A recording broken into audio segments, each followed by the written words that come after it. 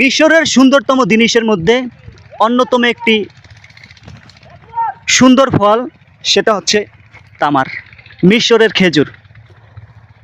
সবচাইতে সুন্দর দৃশ্যগুলোই আমার কাছে ভালো লাগে, তাই আপনাদের মাঝে একটু শেয়ার করি। দেখেন, ছোট্ট একটি খেজুর গাছে অনেকগুলো থোপা, যেমন 1 2 3 4 5 6, 6টা থোপা। কতগুলো? মিনিমাম করে 20 কেজি হবে।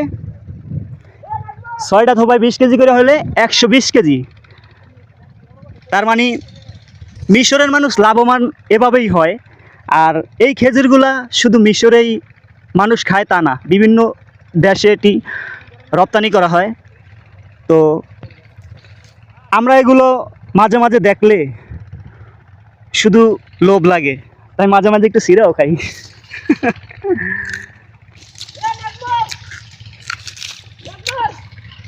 আলহামদুলিল্লাহ, সুক্কার অনেক সুস্বাদু। আর কাঁচা ফল গাছ থেকে পেড়ে খাওয়া, এটাও একটা ভাগ্যের ব্যাপার।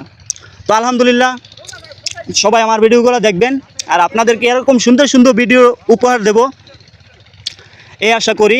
সবাই আমার আইডিটি ফলো দিয়ে পাশে থাকবেন। সকলকে ধন্যবাদ।